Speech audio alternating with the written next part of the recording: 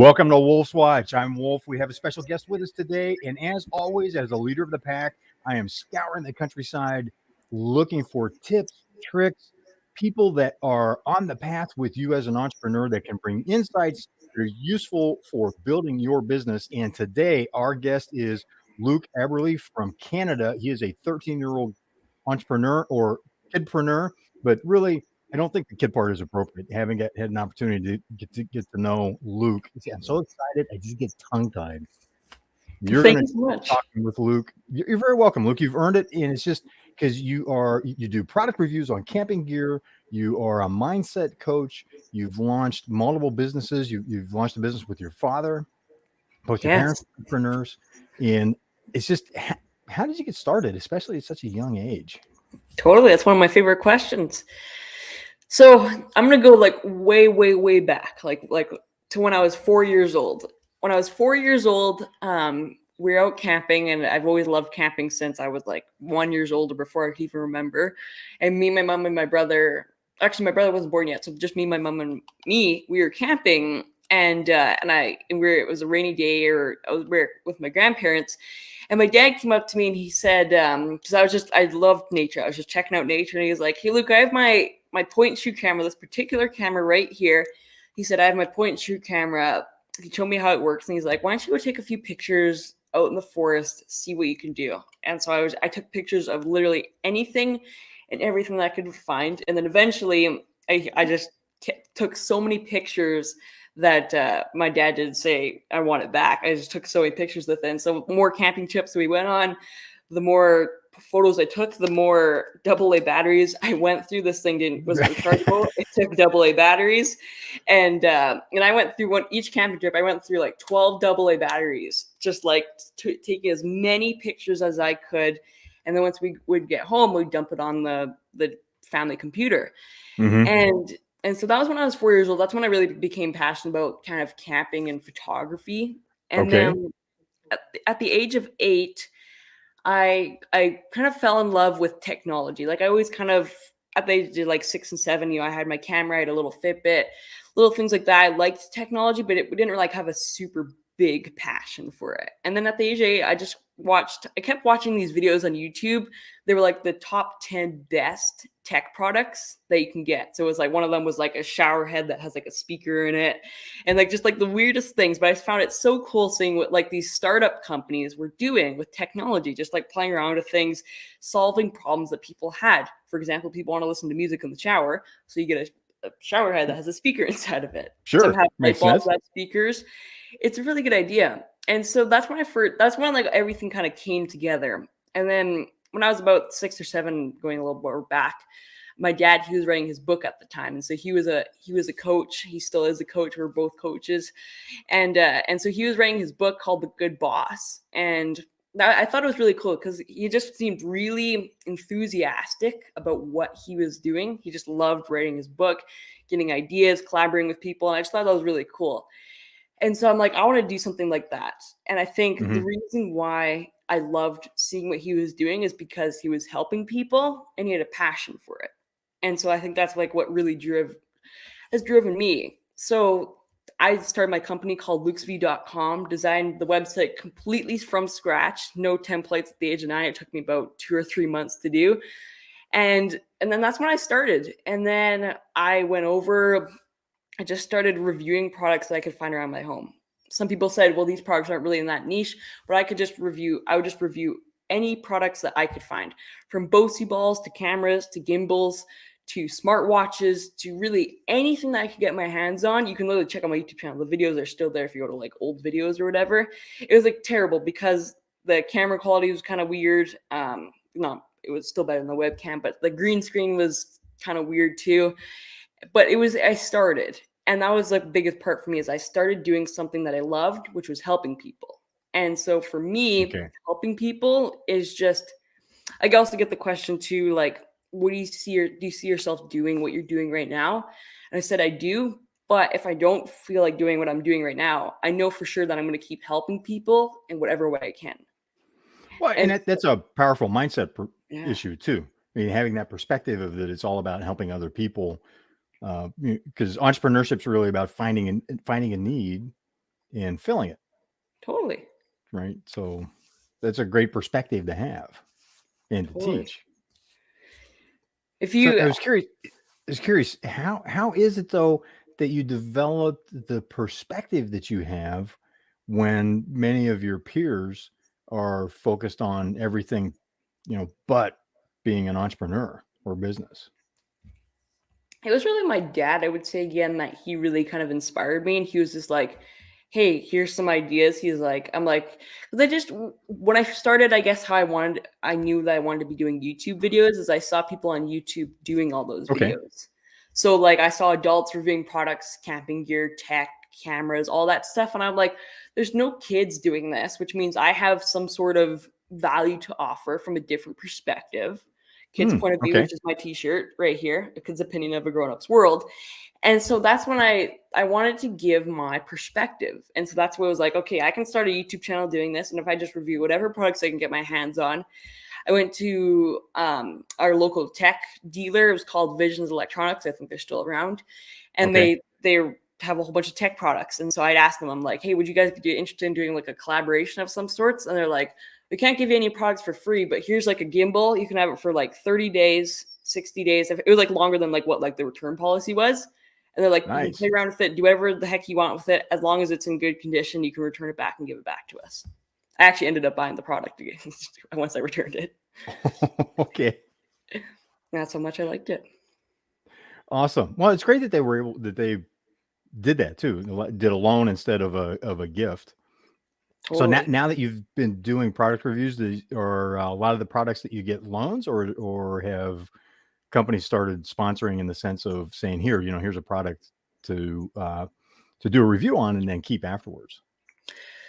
Now it's mostly companies. Like I'm always open to collaborations. The Hmm. companies really for me. How I get my companies to be like, hey, can we do a sponsor of some sort? And I apologize. I don't know if my audio is glitching out or not. If it's that bad, let me know if it is. I can change Wi-Fi. But what I do is I created a relationship with the people who are giving me products. And so I'm going to Hmm. give one example that really changed my life, and that was Yeti Outdoor Products. So this Okay. was really big company product reviews, right? They have a lot of camping gear, really high end mugs, coolers, all that. Like they're the top of the game for camping. And so I said we were at a connection event. It was an event about 4 hours away from our house in the most beautiful place ever. And it was about the people that were there. They were talking about creating marketing that is very valuable. It was kind of like, how do you create a relationship and how do you create marketing that is like creating a cult? And so there's people like Yeti, Adidas, Hot Wheels, Dyson vacuums, like the biggest names in the world. Microsoft were speaking at this event, talking about how they created a culture in their brand. And so I went up to Yeti. Yeti just spoke on event, and there was a CMO there, Chief Marketing Officer. And so I went up to him and I said, "Hey, I loved your chat. I love your company Yeti, and just wanted to say a really great job." He's like, "Oh, that's really awesome. You're the youngest person I've seen here." And I'm like, "Yeah." He's like, "What do you do?" And I told him product reviews and all that kind of stuff. And then he's like, "That's really cool. Would you be open to doing a collaboration?" And boom, I didn't really have to really ask. I just went up to So him. so the CMO of Yeti asked you to collaborate. Totally. Wow. And then so he's like, "Well, we have new products coming out for dogs. Do you have a dog?" And I'm like, "I do." And he's like, "Okay, well, we have the dog bed's actually right over there, leaning up against the wall because my dog loves to use it." And so he's like, "Okay, we have a whole bunch of products we want to send you." And so we became really good friends. I made the best video I could ever make. I tried my hardest. I got the camera positions right. I made sure that what I was saying was the best. I made sure it took me about 3-4 months to make this video because I want to make sure it was so good because it's from Yeti.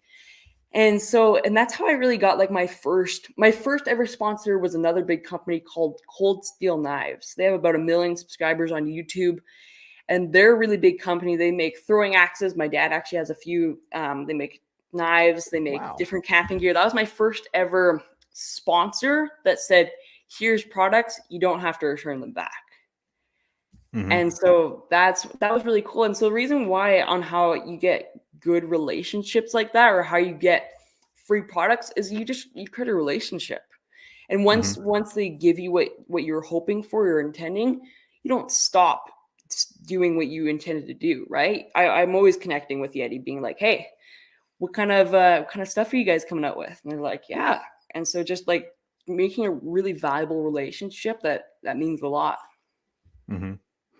And you know, in the conversations that we've had, and as you're watching this, Luke and I are in a business mastermind group together. So that's how we've gotten to know each other.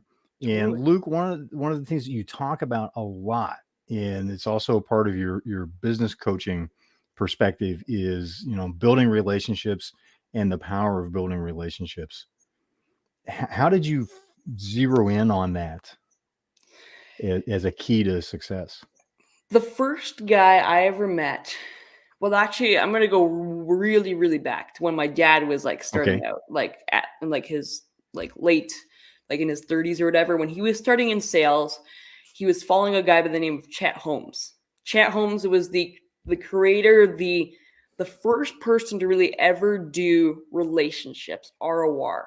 So ROR is by another good friend of mine, Christopher Voss. So he kind of carried that on. But Amanda Holmes is Chet Holmes' daughter. And so, but Chet really created something that was super and powerful. And he wrote a book called The Ultimate Sales Machine.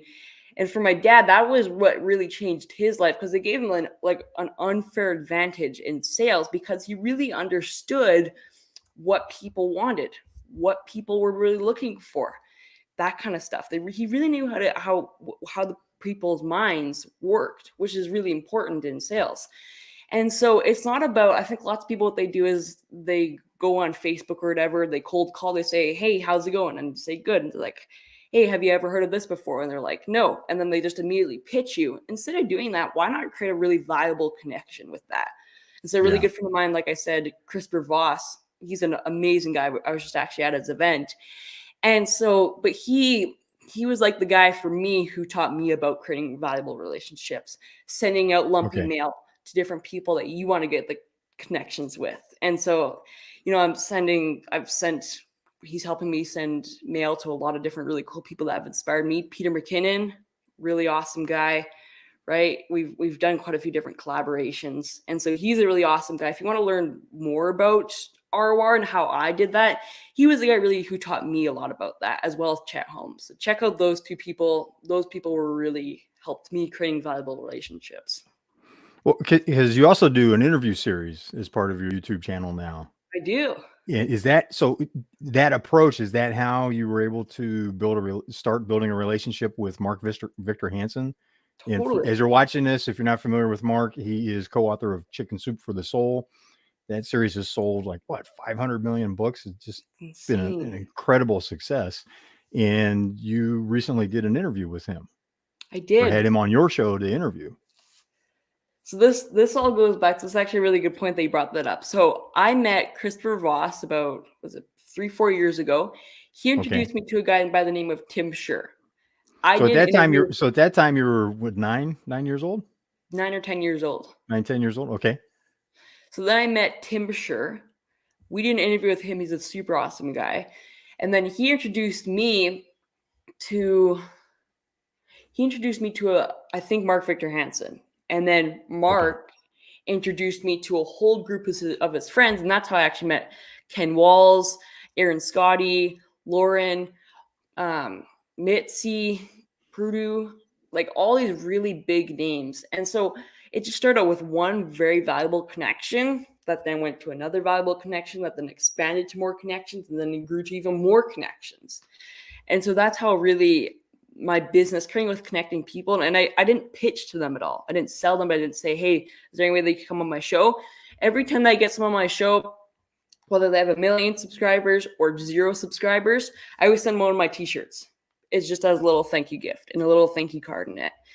And my mom, she also has a business as well where she makes little resin items and wood burning things. And so she'll also send one of her little gifts to them as well. And it's a really cool thing. It's just a way to say, hey, thanks for coming on my show.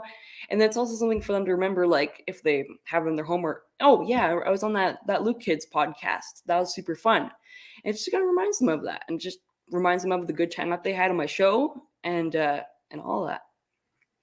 Because it's just, I find it interesting. I find it astounding that at your age, you walk up to the CMO of Yeti, you get to know Chris Voss, who introduces you to Mark Victor Hansen. Did it feel uncomfortable, out of place to be talking with these folks? I mean, because they've achieved a lot. Totally. To be honest, yes, it was. It was weird because it's like you can't believe it's like, wow, I'm actually Mm-hmm. here. And so it's like, and it's really weird because it's like I'm talking to Mark Victor Hansen right now. Like that's really big. And so it's like, and so it is a really weird feeling, but it's also kind of like, an accomplishment. You're like, wow. Mm-hmm. Yeah, very much. And it's just 'cause I wanted to ask about that because I think for a lot of us, there's that hesitation to approach people.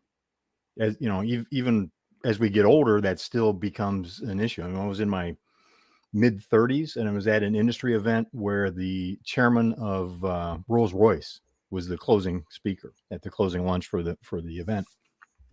And I was sitting at a table with several colleagues from different parts of the country at the company I worked for at that time. And I'm like, come on, let's go thank the speaker. Because someone had taught me whenever you're at an event, always, if there's an opportunity, always thank the speaker and have a question in mind, that a relevant question that you'd like to ask them. And their response was, oh, no, we can't talk to him. You know, he's the chairman of Rolls Royce. It's like, my gosh, you know, and look at all these industry giants. You know, there's in aerospace, you know, so there's generals and CEOs of companies that we recognized standing in line waiting to talk to this gentleman. And we did it, and we ended up getting 15 minutes. He sat down with us and kind of held court for about 15 minutes before he had to leave. They held his airplane. And it seems it's such a natural reaction, I guess, to at first go, oh no, well, I can't talk to that person. But yet the example that you set, when you actually do it, it's amazing what can happen. Totally.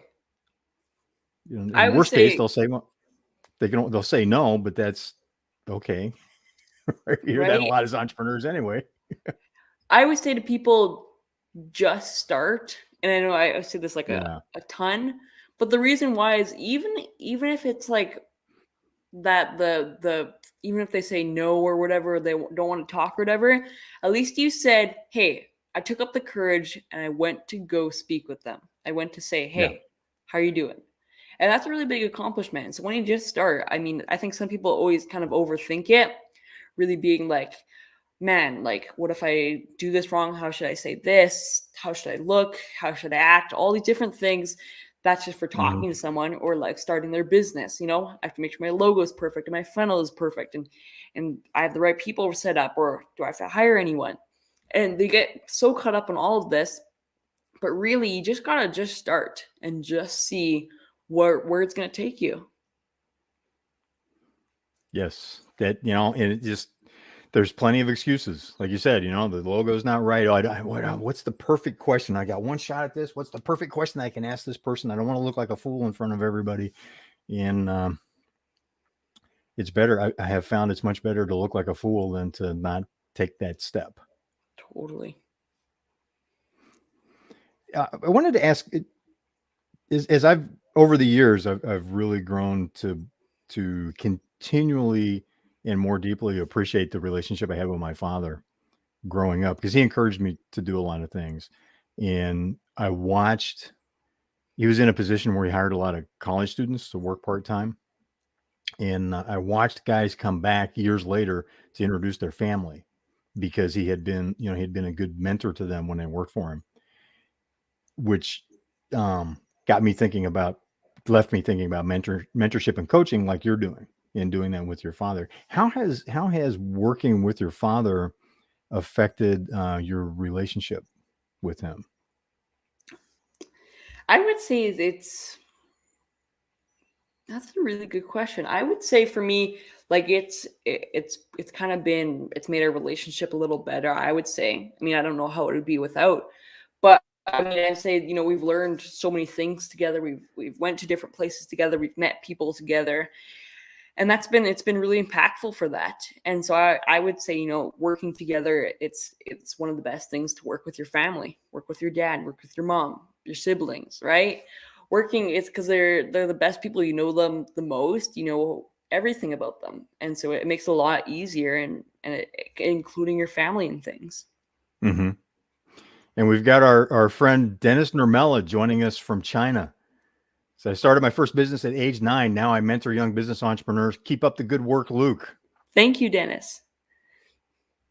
You know, and Dennis is another great story about relationships. I was introduced to someone who introduced me to someone else and who knew Dennis, and Dennis was at an event that was being run by that person, and we had an opportunity to get to know each other. And it's been it's been a number of years now. That's insane. It's just amazing where things can lead if you just put your hand out and say, "Hi, my name is," right? Right. Just got to take that first step. Yes. And Dennis, thanks for being with us today. It's always like to hear what's going on with him. He's been teaching in China for several years. Wow. Watching the time and thinking about what else could we talk about. This is a question I wanted to ask you. I love your T-shirt too, a kid's perspective. Thank you. I'm gonna send you one. Oh, I would love that. Let's talk after the show, and I'll send you one. Okay. Dennis is checking in. It's 3 a.m. on Tuesday morning where he's at. Wow. It's right now for me, it's 11:20 a.m. on a Monday. That's crazy. Incredible. So with your perspective, looking at what's, I don't like the whole kid phrasing when talking with you because it just doesn't seem appropriate. So let me ask it this way. From your perspective, what are those of us that are older, what are we missing, or what can we do to better encourage and support young entrepreneurs like yourself? I would say one thing I'm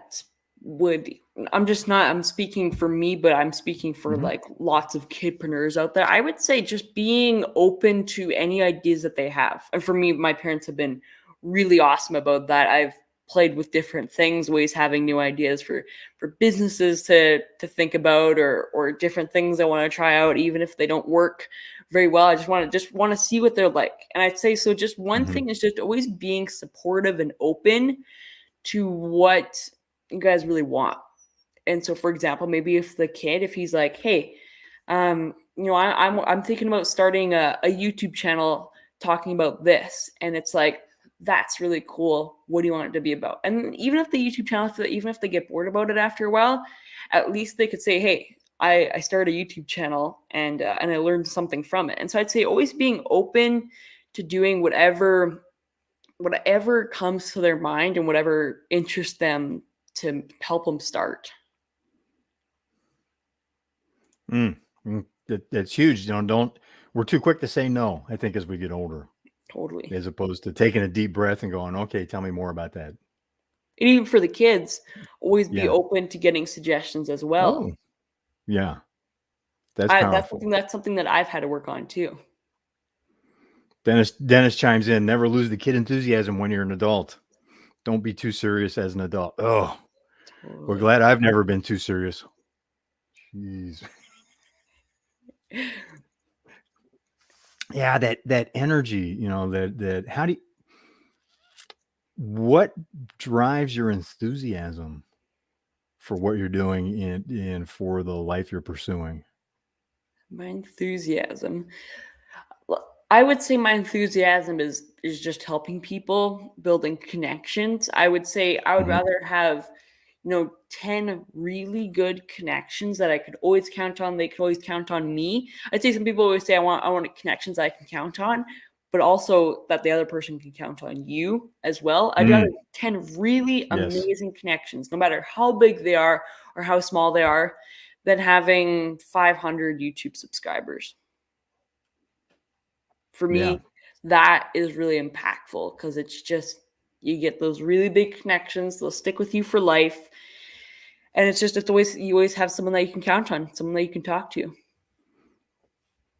It's a good point. One of my business mentors is a former Army Ranger A-team leader.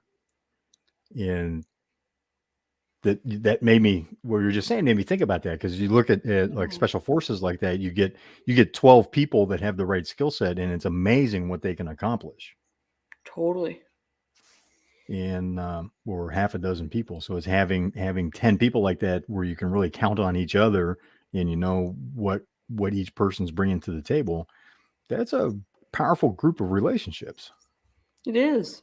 Having those relationships really count.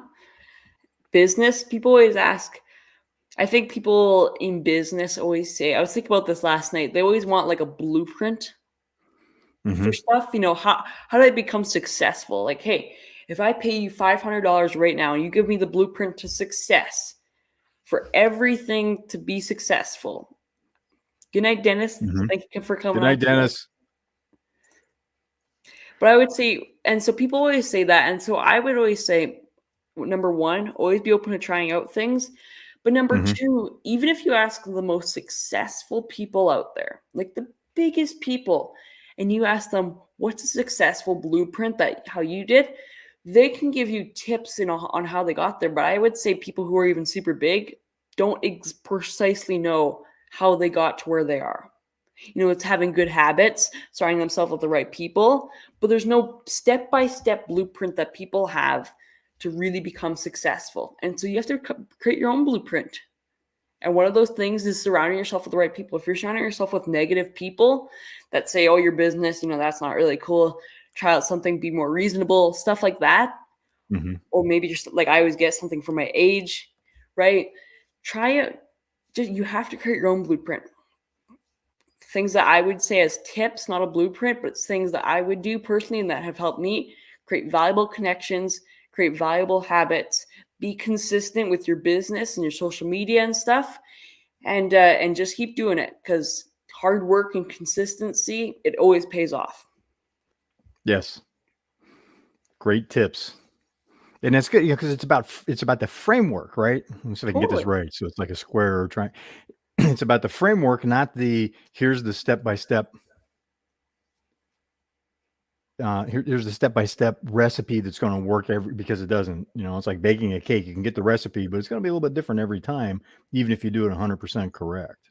Totally. Uh, That's a really good idea. Yeah, because that's I'm it. watching the clock. I want to ask one more question, and then I've got a follow up to that. If we were to do this again in, say, 6 years, and you're 18, 19 years old, what would have had to have, looking back across the years between today and then, what would had to have happened for you to be able to say, you know what, this exceeded even my wildest expectations, my wildest dreams? Whew, these are some good questions today. I would say for me,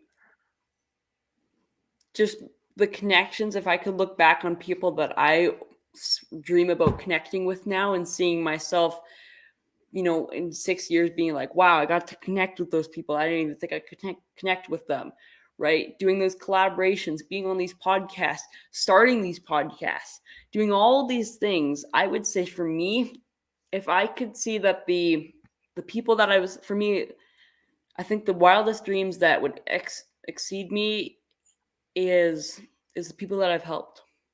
If I can see how many people I've helped, I hope to see myself in 6 years and be like, wow, I helped way more people than I thought I could help. My goal right now is to help 50 people in the next 6 months. Okay. And so for me, and so I with whatever I can, but mostly for me with me and my dad's program. So I want to help 50 people with me and my dad's program because it's changing so many lives. And so if I can see, wow, I got to help 50 people in 6 months, and and I'm doing that every 6 months, helping more and more people. I think that would Hmm. completely blow me away. Now, what's the program that you're talking about that you're working with your dad? We actually just released the company of it. I'm the vice president of it. My dad made me, and it's called High Frequency Habits by Coach Troy. And so what we do on there is we're teaching families, business experts, those kind of people who really want to change a difference, whether that's in their personal life, their family, their relationships, their business, those kind of things. Those are the people we're helping with, and that's how we're doing it with. we're doing it with our program, but we also do sometimes if you're interested, we're also doing open houses that are 100% free, and we give a little tip of the iceberg of the program to show that. And so we've gotten people who came onto our open house and like, man, I really feel that I should be paying you. And we're like, no, we're helping people. So yeah, it's called High Frequency Habits. If you guys want to learn more about it, you can go to coachtroy.ca. That's where there's more info, or DM me and we can talk more about it, and I can help you with your goals. That's what I want to do. Help people with their goals, create meaningful goals, manifest it, really picture it, surround themselves with the right people, and then become the top 1%. Awesome. That is a great coaching program. So Thank it's you. coachtroy.ca. I wanted to set up a banner for you so people can get in touch. Thank you. You're welcome. Yeah, and DM me, and I'd love to chat. Awesome. Luke, you're doing great work, and we've just scratched the surface. We may have to do this again. I would love to have an ongoing conversation. As you're watching this, reach out to Luke at Luke's View or at coachtroy.ca. High-powered coaching program called High Frequency Habits that Luke and his father have launched. They're both seasoned coaches, and when you're thinking about that, I know what you might be thinking, but take a deep breath and ask, what might I be able to learn from Luke? He's been doing this for a while now. At age 13, he's a serial entrepreneur. He's successful. So think about what you might be able to learn from such a different perspective. Luke, thanks for being with us today. I look forward to chatting for a couple minutes after the show about the t-shirt, but also I've got a quick question for you. Totally. And as you're watching this, thanks for being part of Wolf's Watch. Always enjoy it. You know, this is live. This is 21st Century TV. It's alive and interactive. We had people from China, for Pete's sake, talking with us here today as well. So put your questions, your comments in the comments section. Smash that like button so that the algorithm knows that you like what we're watching and helps us expand.